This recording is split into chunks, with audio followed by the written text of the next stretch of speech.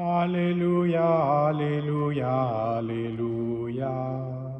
Alléluia, Alléluia, Alléluia.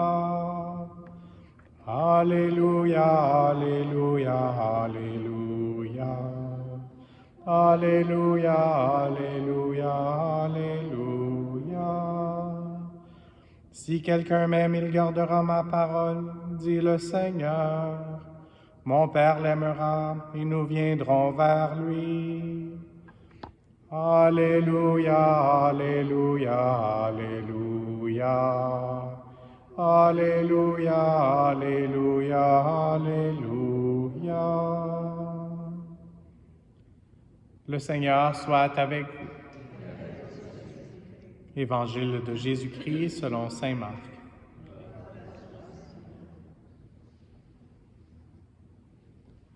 En ce temps-là, les disciples avaient oublié d'emporter des pains. Ils n'avaient qu'un seul pain avec eux dans la barque. Or, Jésus leur faisait cette recommandation. Attention, prenez garde au levain des pharisiens et au levain d'Hérode. Mais ils discutaient entre eux sur ce manque de pain. Jésus s'en rend compte et leur dit, « Pourquoi discutez-vous sur ce manque de pain? Vous ne saisissez pas? Vous ne comprenez pas encore? Vous avez le cœur endurci? Vous avez des yeux et vous ne voyez pas?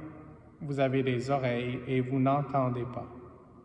Vous ne vous rappelez pas? Quand j'ai rompu les 5 pains pour 5000 personnes, combien avez-vous ramassé de paniers pleins de morceaux? » Ils lui répondirent, 12. Et quand j'en ai rompu 7 pour 4000, combien avez-vous rempli de corbeilles en ramassant les morceaux? Ils lui répondirent, 7.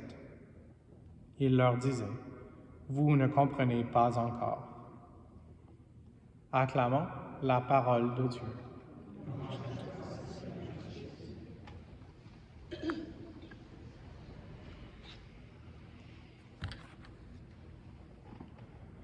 On vient de finir l'Évangile avec des paroles de Jésus qui nous dit « Vous ne comprenez pas encore ».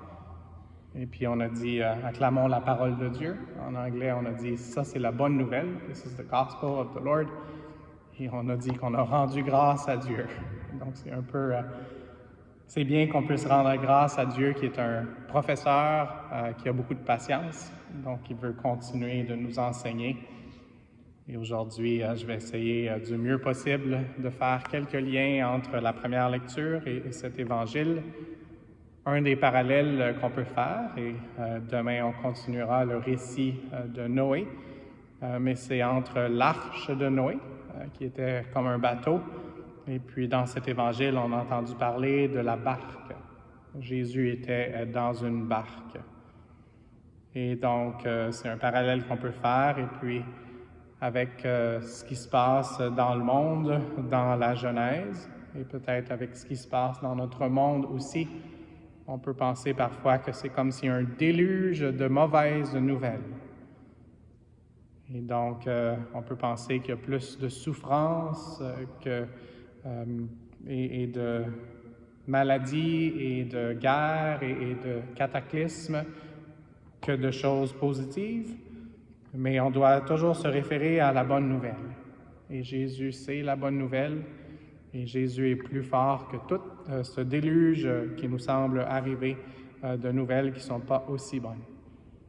Et la leçon qu'on doit tirer, comme les apôtres dans cet évangile-là, c'est que Dieu pourvoit. On a toujours suffisamment, on a toujours assez avec Dieu. Et quelque chose que j'ai appris d'un ami sage, que je ne savais pas, peut-être que j'ai oublié dans mes cours sur la littérature sainte, mes cours d'écriture, c'est la signification du mot Noé. Peut-être qu'il y a des gens ici qui s'en souviennent, ou peut-être que ce sera une première fois. Et si on oublie, le Seigneur veut nous répéter les choses pour qu'on s'en souvienne. Noé, ça veut dire repos. Et encore une fois, j'ai commencé avec le parallèle de la barque de Jésus et l'arche de Noé. Je pense que Noé avait beaucoup de travail à faire sur l'arche, donc il ne devait pas se reposer tellement, il ne chômait pas, comme on dit. Mais Jésus, il y a beaucoup de travail à faire aussi dans la barque qui est l'Église, ou on pourrait dire dans le monde. Mais on se souvient d'un épisode de l'Évangile où Jésus, pendant une tempête, pendant un déluge et des vents et toutes sortes de choses, Jésus était avec ses apôtres. Puis qu'est-ce qu'il faisait? Je pense que personne n'est en train de faire ça tout de suite. Jésus dormait. Et donc Jésus avait le repos parce qu'il savait que le Père pourvoit toujours. Donc, il y a des gens qui auraient voulu lancer un SOS, c'est ce qu'ils ont fait, un SOS à Jésus. Mais Jésus dormait en paix, se reposait. Donc, prions les uns pour les autres pour qu'on ait cette grâce à travers toutes les tempêtes qui nous affectent, à travers tous les déluges de mauvaises nouvelles personnelles ou des gens qui nous entourent ou à travers le monde. Et mettons notre confiance en Dieu le Père, qui nous donne, comme nous le dit cette Écriture aujourd'hui, même plus. Il y a des restants. Donc, demandons au Seigneur, avec Maman Marie, d'avoir toute notre confiance en Dieu et puis de pas seulement que ça puisse nous donner cette paix à nous, mais que ça puisse aider les autres personnes à avoir le repos dans le Seigneur, à savoir que Dieu est en charge, que Dieu permet des choses pour qu'on s'approche plus de lui, puis qu'il est toujours vraiment avec nous. Et là, c'est le thème du carême qui va commencer bientôt. Et on est dans le temps ordinaire, on n'est pas dans le temps de Noël, mais un des titres préférés que j'ai de Jésus, c'est un titre qu'on a plus souvent à l'avant, Emmanuel. Et donc, Dieu est avec nous, toujours et partout, et surtout dans les temps difficiles, surtout dans les temps de tempête. Donc, recevons cette bonne nouvelle et que ça puisse être le déluge, une inondation de la bonne nouvelle pour les gens qui en ont le plus besoin, en commençant par nous. Amen.